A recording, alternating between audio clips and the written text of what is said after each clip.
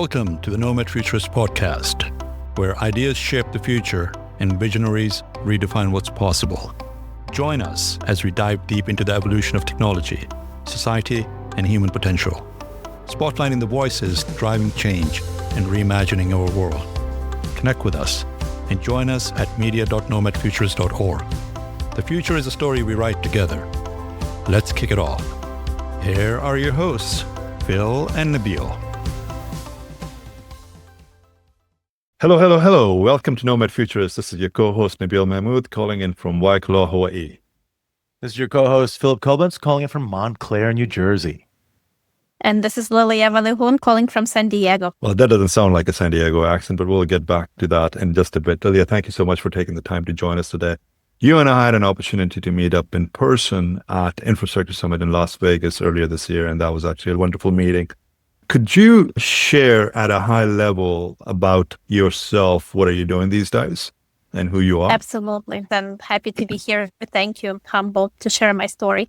So I was born and raised in Ukraine. I got 3 degrees in Ukrainian university, was invited to come to Penn State University to do a master's degree and at the same time teach Ukrainian culture and civilization course to grad and undergrad kids.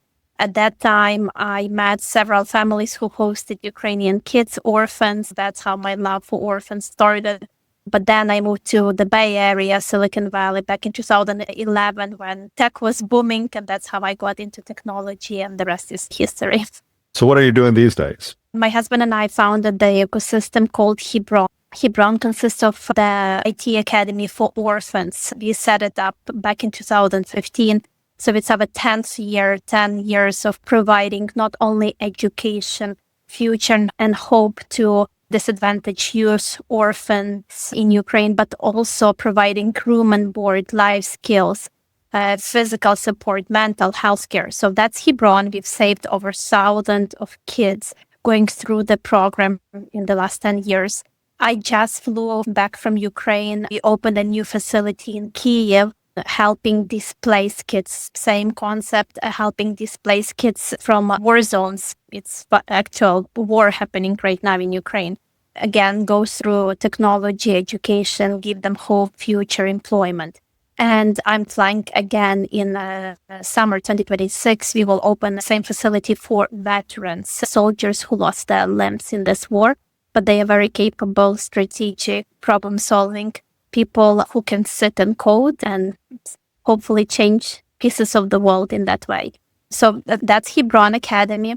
A year after we started Hebron, back in 2016, 2017, we added the for-profit company called Hebron Soft.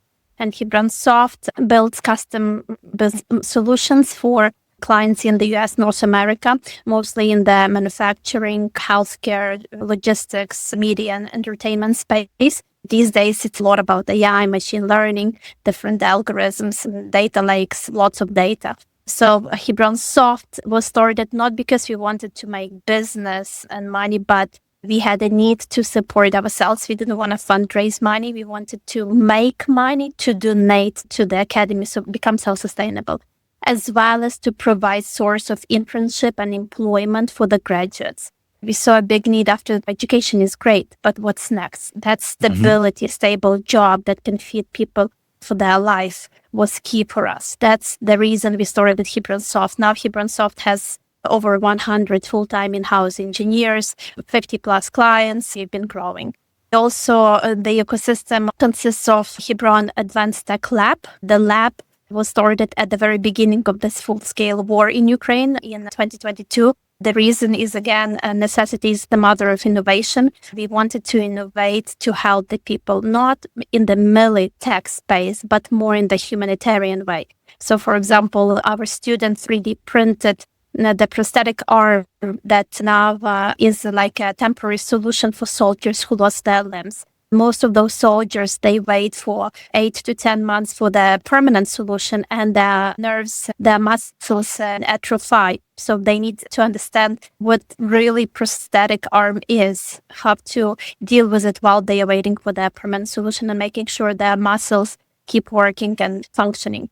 We've done a bunch of other similar R&D projects at the Advanced Tech Lab.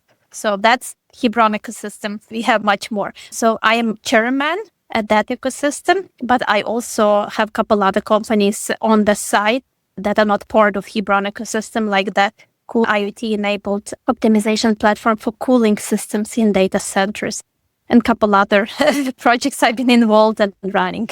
I think if anybody has any question about the vigor and commitment of just the Ukrainian mindset and personality to just do, I think Liliya is a perfect example of how to do it. Look, there's no secret to the listeners of this podcast that Ukraine is near and dear to my heart because my mother was born in Lvov, so I consider myself Ukrainian, although I don't sound nearly as Ukrainian as you do. I wish I did because I love the accent. What's super interesting to me is that you started this concept of working for the benefit of Ukrainian orphans well before this was front page news with the war happening. You mentioned doing the Ukrainian studies in Penn State, getting you that passion for helping the orphans. But how did those two things come together? Did you know that there was this issue in Ukraine when you were there, or did you only discover it when you came to Penn State and started looking deeper into the state of the affairs? So when during my summers at Penn State, I was invited to be a translator for hosting programs when families would host kids for like 2-3 months, summertime, and potentially adopt them. Since I spoke Ukrainian, Russian, as well as English, I was like a bridge, and the organizer had like a task for me. Can you please match kids with families? And that was like, wow, I'm going to change somebody's lives for good. How can I match the specific kid with that specific family? And they like, but you see how they interact, how they feel. So that was a very moving and life-changing for me, the experience. And I saw that kids are very smart, extremely intelligent, energetic, and proactive. Then I understood that those kids have great future. And I've been helping since 2010. But when I lived in the Bay Area back from 2011 to 2015, Russia invaded Crimea. So that's when it started at the end of 2014. Living in the Bay Area, working in a nice California where you cannot change much. It's all beautiful already, running well. My husband and I understood that we were called from the patriotic standpoint. How else can we help Ukraine? We were skilled. We understood that technology is booming and will continue to develop. You don't need a 4-year bachelor's or 2-year master degree to become software engineer. You just need the right skills. And that's when the idea of, wow, those orphans are smart, brilliant, potential, and technology. You don't need to invest so much money into your education. You just need proper professional skills and training. So we moved from the US back to Ukraine. We bought a big facility. We call it Stanford for Orphans that has been there for 10 years. And that's how the idea started.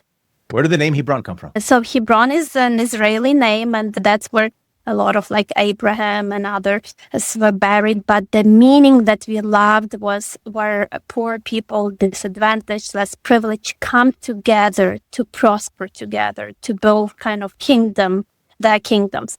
When we purchased that facility, there was a woman, Valentina, who was foster mom for 16 other kids. Now all those kids are adults, but when we were purchasing the facility, it was called Hebron at that time, nonprofit organization. So we felt that was the right name to continue, and that's how we continued. Now Valentina has been working with us since day one. She's our main CFO in Ukraine. Yeah, again, juggling You've changed the lives of kids. You've changed the lives of adults. You've changed the lives of people of all ages. So you and I actually had a conversation in Vegas about potential collaboration. For starters, it's inspiring for what you did and are doing, and for how long you've been doing that. Phil and I have been on this journey for just over 3 years as a nonprofit. So we're excited to collaborate and figure out where the commonalities and synergies are and bring your mission into the Nomad Futurist fold whilst expanding their reach outside of Ukraine, and then providing our resources as well to you to ensure that there is a great opportunity for people in Kiev and in Ukraine.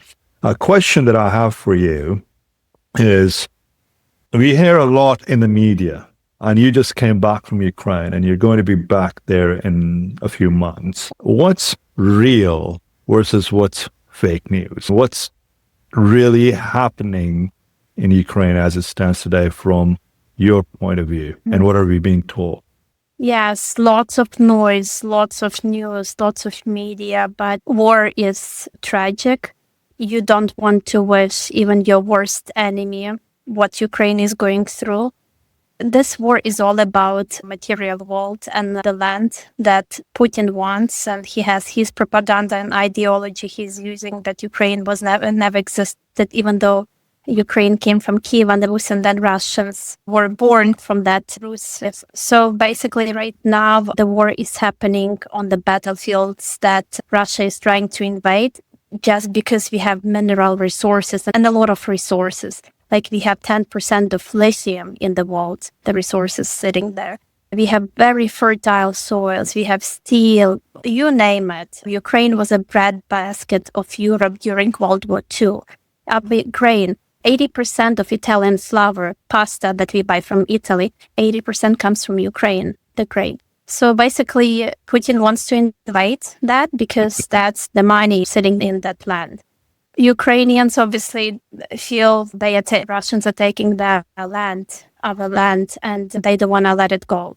Zelensky is a decent guy. I know him well. He is not corrupt. He's doing the best he can, being in the middle of what American president is saying and what the soldiers, Ukrainian army is saying, what others are saying. It's just her in the middle of different nations and people and needs and struggles. This war has been there for 3.5 years, and it's all about poor people and soldiers who die. Wealthy people can escape, but poor people are the ones who stay. Destroying the nation, destroying Ukrainians. Lots of Ukrainians left, millions of Ukrainians left, 15 million or so, the country since the war started.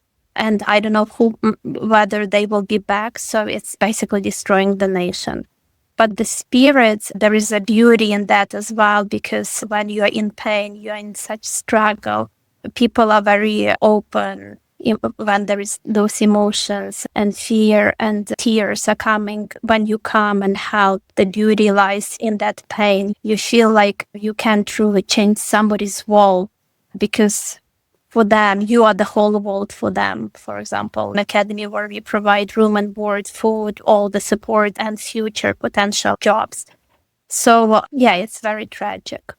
Yeah, I could spend probably the entirety of this podcast and 3 others talking to you about my feelings on the war and how Zelensky is and the kind of socioeconomic stuff. But I want to try to make this as much about your journey as possible. So if we were to unwrap Liliya a little bit, when you were a girl growing up in Ukraine, was technology something that you were passionate about? Did you think you were going to get into technology? And was that the path you took? No, I was so illiterate in technology, to be honest. Even going to Penn State, that was just the start of all emails. I barely could use emails.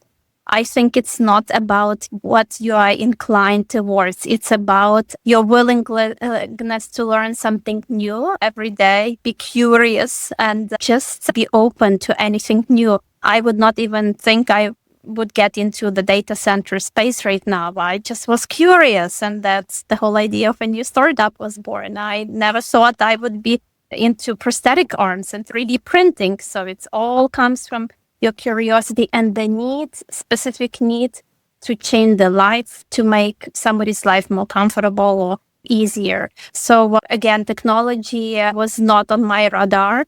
But when I moved to the Bay Area, I got into data analytics, big data at that time. We had like the Zookeeper, lots of technologies for data analyzation, and that's how it all started. AI these days, it's all about data. It's just a buzzword, but at that time, it was like AI on that level. Your curiosity certainly led you in the right direction. What did you want to do? What did you see for yourself? Did you want to change lives? Was that your thing? Did you have this feeling about humanity? As a little girl, what did you see yourself doing? My grandma was a strong leader.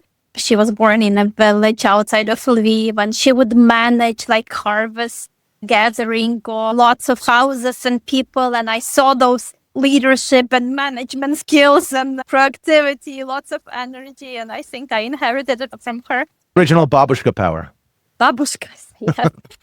Everybody in my family, like all my cousins, my brother, they are all entrepreneurs. So I guess we got the DNA from babushka. So yes, helping people was always on my radar. Being more not egocentric, but like a giver, trying to give more. And over the years, now I realize the more I give, the more I get. It's unbelievable how much I'm blessed and have anything I need in life. And not many people understand that you have to give first, and then you will always get it in return. Sometimes you don't even know or expect, but it can come 10x multiplied. We humans are created in that way that we have to be in communities, be with each other, being married, having children, having other communities, going either to church or to some clubs or gyms. We always have to be together. And the more we care about others, the more we will get for ourselves. There's something specific about the Ukrainian ethos that I think it's got a similarity with maybe the Israeli ethos. There's a similarity in personalities where you mentioned just doing things without focusing on ego. And I think sometimes the concept of ego gets conflated with the concept of confidence. And I think that Eastern European confidence that people have, where it's like shoot first, ask questions later, do and don't, ask for forgiveness, not permission, that sort of ethos, but doing it for a purpose. Like it's just this purpose-driven mentality that I think is so unique, particularly to the Ukrainian population, certainly in the last 10 to 20 years, because pressure creates diamonds and difficult times tend to create strong people. But just the drive and entrepreneur and problem-solving focus of the Ukrainian people specifically, I think is so visible from what your experience has been and clearly the impact that you've been able to have on these children that you've been helping. What do you think causes that? Is it the pressure of it? Is there something about the Ukrainian style of upbringing that whether you had that, maybe all Ukrainians had that babushka that just took care of everything, but what is it that kind of creates that drive that makes Ukrainians the basis for so much technology, purpose-driven and confident and just doers? Necessity is the mother of innovation. Politics also adds to that because older adults, older politics talk, but young people do. So when you have corruption or Soviet-style mentality, Soviet-style influence of corruption, that people on earth, not like in some castles, they act and they do something to change on their level, in their community, in their kingdom, so to say. So people are very motivated and driven by the political situation in Ukraine, by Soviets always trying to take over Ukraine. Ukrainians have always been creative. How can we stand? How can we be resilient? What can we do to escape the Russian influence? Ukraine has always wanting to escape from Russia, and that has driven us to be so strong, resilient, passionate, just do something, proactive. What brought you to California? So the first time we came in 2011, after graduating Penn State, I had several families who adopted Ukrainian kids, and they asked me to come just for a visit and help them with the transition. So I remember flying in when Steve Jobs died. That was October 2011. So I really enjoyed, and I got into the heart of the technology, the Bay Area in San Jose. So I really enjoyed the openness. You felt like entrepreneurship, creativity was in the air. And I was like, oh, this feels like home.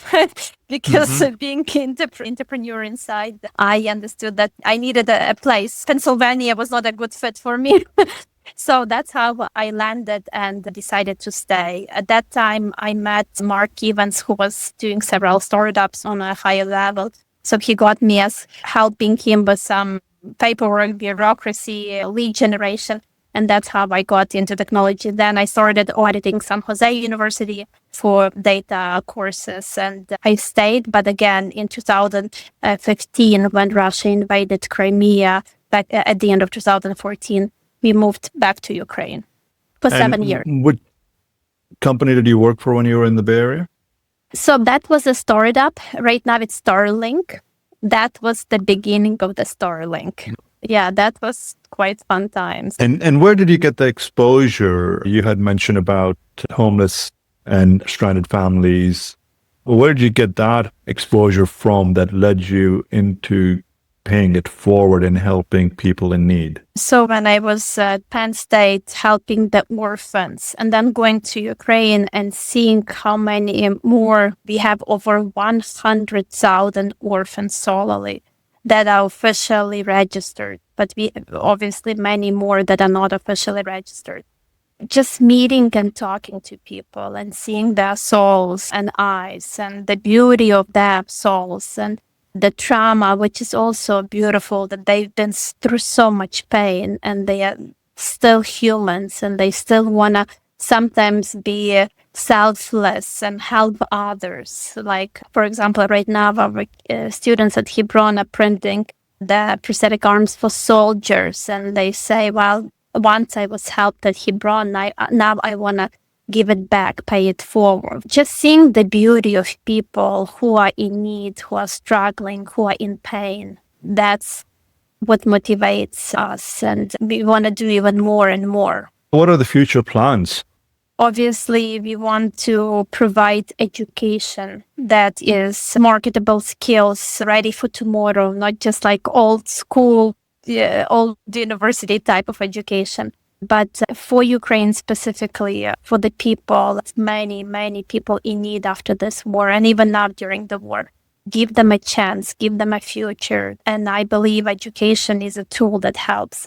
So I opened Hebron Academy in Kiev right now with Liliya Hansen, who is a big supporter of Ukraine. And his friend is Warren Buffett. And Warren says that the future of Ukraine is in English. So Ukrainians are very intelligent, high IQ, but they don't know how to present, how to market, how to sell their products or services. Giving an opportunity for each Ukrainian to learn and speak fluent English and transforming education in Ukraine, especially for those in need, teaching them practical skills, not just theory, but giving them R&D project, entrepreneurship. So that's all Ukraine. In the US and Northern America, we have lots of businesses and startups. That way we can, through those businesses, provide jobs, employment for our graduates, for those people in Ukraine. Just like Israeli, who I admire a lot. They are very creative, productive. Their products are famous all around the world. I want Ukraine to be like Israel, strong, resilient, powerful, defending itself, the country that would prosper. So that's the plan. The way we can, through business, through nonprofits, enterprise, just help as many as we can. It sounds like you probably might have plans to run for office once probably things start stabilizing out in Ukraine. Well, that is great. Politics is just a different game. Again, being close to people, and even though he is close, he goes to the battlefields, he meets with people, kids, orphans. Yeah, his family is amazing. His wife does a lot for people with cancer and homeless people. They do a lot, but it's just nice to be away from politics and do your own things where you can influence. It is a night and day difference, the impact that you can have without having to have that kind of diplomatic thought process. The war has been so devastating for the infrastructure in Ukraine, and you have this, I think about it, it's tough sometimes to think about. I'm 47 years old right now, right? So 10 years ago, I would have been 37. The 10-year difference, it's a huge thing, but to a 37 to 47-year-old, not that big of a deal. But when I think of just the disruption from the pandemic for my kids who were 5 and 8 at the time, it was so impactful because those are formative years. You have an entire generation of Ukrainian children that, let's say they were 10 years old when Crimea was invaded. They are now, 25 years old, and their entire formidable years have been spent in this kind of strife where the infrastructure of Ukraine has progressively been impacted. Do you see at some point there needs to be peace and the ability to rebuild Ukraine and move past this time of strife? Do you see that as an opportunity to kind of reform the entire Ukrainian economy and education system in a way that you might think Ukraine is a very historical society, but you almost have this ability to reform it as though it's an emerging market because it's so disrupted that there's going to be hundreds of billions of dollars that are going to be needed to rebuild Ukraine. So how do you think that investment is best used to secure the future and create this new Ukraine as the beacon of capitalistic, entrepreneurial, technology-focused society? So just like Poland, who's gone through Renaissance and now is booming, the economy is booming. It's one of the biggest industrial countries in Europe. Same for Ukraine. I think it will happen. We do need time. We do need to change regime in Russia. Once Russian people understand that they can also prosper the same way as the West, things will change. But for now, we are stuck. Our geography we are just cursed in a way by the location we are because of the Russian, by Putin and the land and the history and the culture and nation. He just wants to destroy everything. So right? one of the issues, of course, is that it's actually too good of an example of what a successful Russia could look like. The Ukrainians are the brothers and sisters of the Russians. I don't think they think of themselves as much different. It is much more kind of this Putin power grab than it is the Russian people having an issue with the Ukrainian people. Absolutely, yes. And if you say something or protest, you're thrown in jail. And that's why Russians are scared to protest, to say anything. The rebuild of Ukraine has already started. There is lots of innovation and investment coming into Ukraine. Lots of people are rebuilding, investing into military because of through our blood and pain. We are now probably the most successful drone producers in the world. So we have a lot already happening right now. I think not only Ukraine needs a big transformation, but the whole world also needs transformation in many industries like education or manufacturing. Things change really fast with AI, with quantum computing. Everything will change and every nation will need that change. But I think the biggest need that we need, it's not just rebuilding and investing into structures, homes, some office space, but in people, helping them with the trauma. That trauma is not their weakness, but it's their strength. But teaching them the emotional intelligence, that, well, is huge. But that pain they've been through, just like Israel, right? That all the issues that Ukraine has been through, it's their strengths, it's our strengths. Because redirecting the pain into power. Yes, absolutely. So helping people in whatever way we can, psychology, yes, education, English, investing as much as we can into people is key for the future of Ukraine. So based on what you know today and the experiences that you've gone through in your life and your career, what would you tell your younger self? Like if you were to do it all over again? I think every stage of your life is beneficial, valuable, helpful for you to build who you are. So stage by stage, it's like a puzzle, piece of you when you were 20 puts together, a piece of you when you were 25 putting together, and the puzzle keeps growing. But I have 4 degrees. I think it's not even enough. I am always curious. So I would say myself, don't be afraid, be confident, have the grit, ask questions. If you are standing to some huge investor, don't be afraid to come up and introduce yourself, build relationship. The key is network. Build your network from your early ages. Network will monetize later on in big ways. Be social, but also trust. Build trust and relationship over the years. Network is key. It's a really underappreciated form, and Nabeel and I have bonded over the concept that our entire value, regardless of all of our experiences, regardless of being a data center operator for 30 years, now data centers are the front page on the paper, so everyone wants to call you and pick your brain about things. The entire value that we have, the entire commodity that we have, is the ecosystem, the network, the relationships, and the kind of trusted partnerships that we've built over our career. It's all people. It's just being able to identify the right people and have them be a text message away or a call away. And that trust that you build is so much more valuable than any transaction, than anything that you build in your career, that's going to be the gift that keeps on giving. That's why I think COVID was so impactful, because you have this generation of folks that were just starting their careers that had to then not necessarily be able to network and go to the office and be able to establish those relationships with people that you can't get that time back. We try to do it through conferences and in-person engagements and stuff, but your words are incredibly true, but I still think underappreciated in a world where everything is moving a million miles an hour and people are only getting more obfuscated from one another. by having agentic AI be in between every conversation. That human connection is still not something that you can replicate. Yeah, but companies are people, right? Any business, that's all about people's touch. And the rule of 10 touches, building that trust over the 10 touches, it's all about us people. I think that's very touching. The social and the media vibe and the influences that we experience every day. Everyone's talking about bits and bytes and data centers and technology and AI and machine learning and whatever. But we're forgetting empathy, the human engagement, the human intelligence, the human element.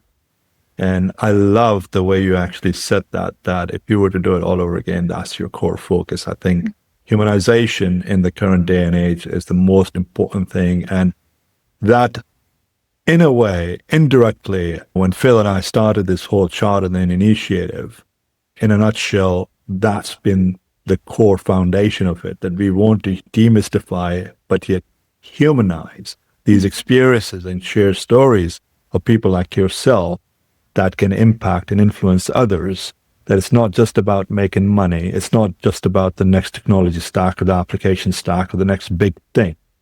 People are people, and we are the root of this society, and we are the root of the community, and being here on planet Earth, for that matter, we are it, right? So we are the most important element of it all. As far as Hebron is concerned, how are things from the day you started till now, not as a charter or foundation itself, but you started at a point in time when there wasn't a war, and you've gone through these massive cycles of people losing lives, people losing families, not knowing if they're going to have a chance to breathe literally in the next minute or so, forget about the next day. How has that influenced you personally and the charter itself? Since the beginning of the full-scale war in 2022, it has motivated Ukrainians even more, especially me, my team.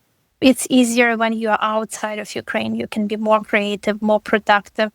But being in Ukraine is a bit distracting with all the shelling, bombing, sirens, all the ideology and news you get every day.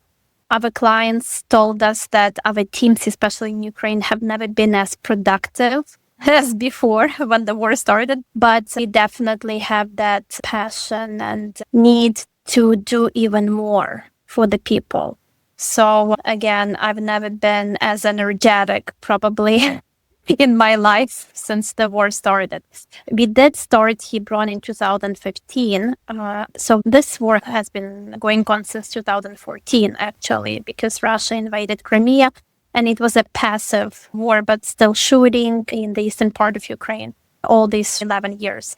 So it's been 11 full years. Again, big motivation. The war helps you realize and reconsider what's valuable in life and what's valuable people themselves. It's not about those bombed buildings that you can always rebuild. It taught us how to live in a moment, be appreciative for every minute of our lives, be appreciative for our relatives and and family who is still alive. So the war just changes the way you think, you process, you function daily. So that has been a huge influence. There's a lot going on in the world, and particularly with what you're doing in Ukraine, the truth isn't being told. It gets promoted based on people's personal accords or whatever the case might be. Knowing what you know and the truth, and being on the other side of the ropes that you've experienced, what would your message be to the broader audience that do not know the reality and how difficult life is on the other side? We all are humans, and Ukrainians, Russians are all humans just like everybody here in this part of the world. We have to understand that we have to be united and help. We have to be united to continue living and enjoying life and helping each other. But it's only several people at the top, like Putin, who decides he will destroy millions of others. And that's what he's doing, not only to Ukrainians, but to his soldiers. 500,000 of his soldiers are already dead. So lots of propaganda, lots of noise, lots of Russian ideology. But one thing I want to say is that people in the US, anywhere else outside Ukraine, Russia, have to understand that this war is done, on purpose only by few and not by millions who die and struggle. So just trying to help, find some Ukrainian through a friend or whoever, and just have a conversation. What's true? What's really happening on the battlefield? What's propaganda and what's not? I think there's a World War II parallel that comes up where they came for the Jews, but I wasn't Jewish, so I didn't say anything. And then they came for this other sect, and I wasn't that other sect. And then by the time they came for me, there was nobody to stand up for me. I think the idea that this is just a Ukrainian problem or a European problem or a Russian problem is absurd. This is a good versus evil problem. This is a free society versus unfree society, totalitarian society fight, which is the fight for civilization. You don't want to overstate it, but you really can't understate it. And to think that it's just some problem somewhere in the world that doesn't affect you is misunderstanding how the world really works, because this is an example. The Ukrainians are fighting the battle for civilization right now, for all free societies, for democracy, for innovation, life as free societies know it. And the idea that it's just somebody else's problem is so short-sighted. The problem is it becomes difficult to have that argument with people, because it's difficult to have that argument in a kind of even-keeled way without getting super emotional. Like having that argument in a dispassionate way is tough, because it's so obvious to those of us that can recognize it, but at the same time, the ones that are shouting from the rooftops are then they're being too aggressive. You have to really be balanced in the way you argue these things. But if there was ever an example of the spirit of the Ukrainian people, I think we brought it here today with you joining us on this podcast. So I could not be more thrilled to meet you and to figure out how we're going to work together in the future. And I can't wait to see what you can do. Thank you, Phil. Thank you, Nabil. Same to you guys. We just have to be united, and the evil wants to split us apart. Thank you so much for being a part of the Nomad Futurist Podcast, and lovely spending time with you here. We look forward to collaborating with you and partnering up with what you have been doing. Thank you. Keep doing great work you've been doing. Thank you again for having me on this podcast.